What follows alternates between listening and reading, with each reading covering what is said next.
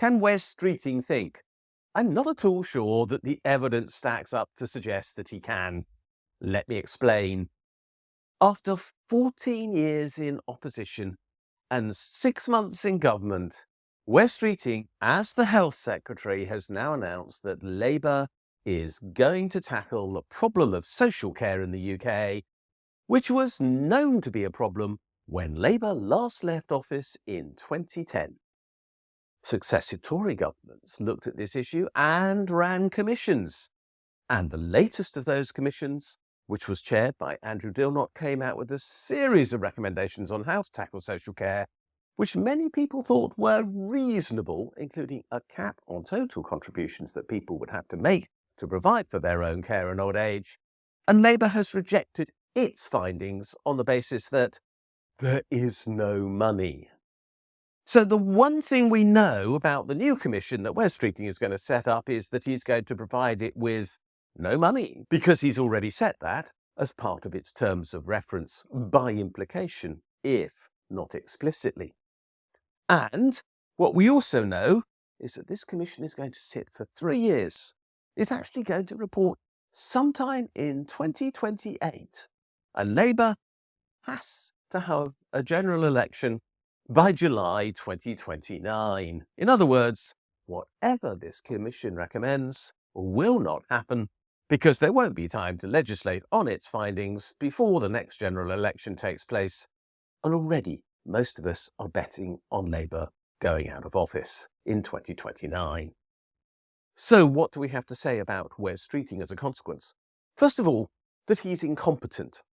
With all that time that was available to him in opposition, he could have done the thinking that is required on social care himself.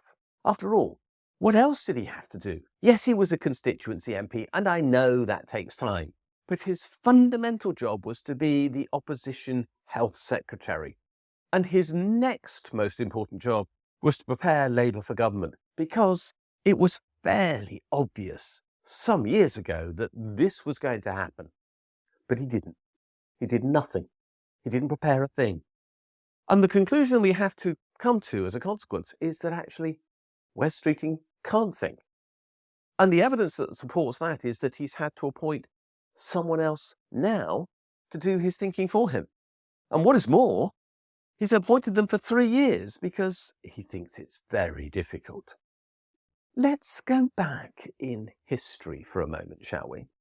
And just compare Wes Streeting and his inability to prepare and think to the masters of the past.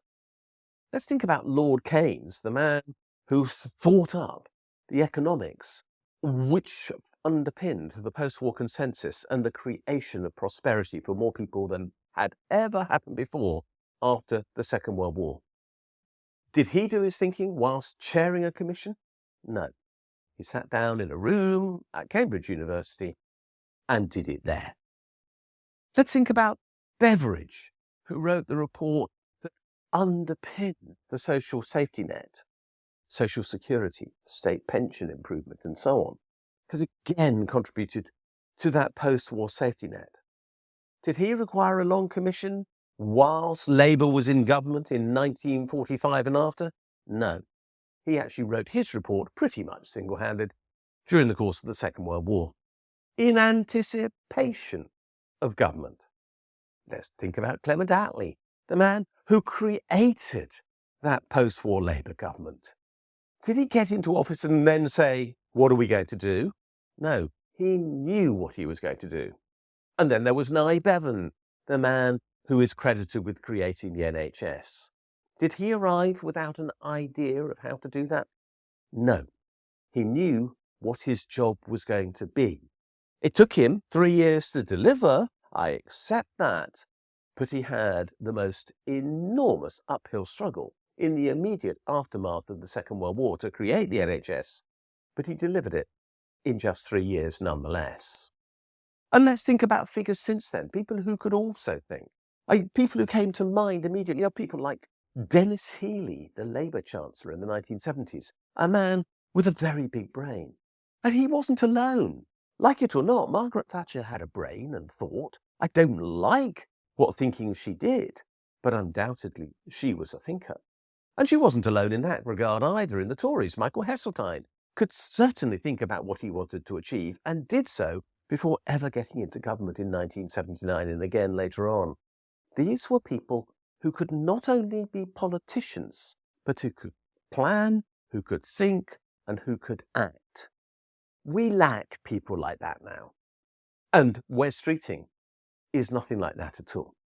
He can't plan. We know he didn't plan in 14 years. He can't think. We know that because he's outsourced this commission to a person called Louise Casey to do the work for him. And he can't act because by the time he gets a report, there won't be time to do so. He really is the definition of the modern incompetent politician. I look back to those politicians who I recall, and there were, by the way, plenty of others who I haven't named, and think, really? Where did they come from? And where did they go? And why is it that people like that aren't attracted to politics anymore? Is it because we now live in a media age? Is it because 24-hour news has made people so reactive that they have no time to think anymore? Or is it simply because we've made being in Parliament so unattractive to people of ability that they don't want to go there? I don't know, but we have to solve this.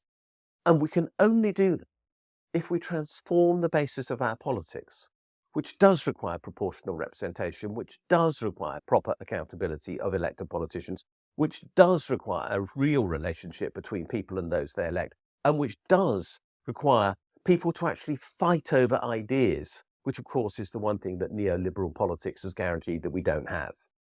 We need those changes because we can't suffer people like Wes Streeting for a lot longer. Thanks for watching this video. If you like what you've seen, please subscribe to this channel and push that bell button that tells you when we posted something new. You can also find me on Twitter at Richard J. Murphy. And more importantly, you can follow my blog, the Funding the Future blog. And if you do, you'll get daily updates on what is happening in our economy and in the politics that surround it.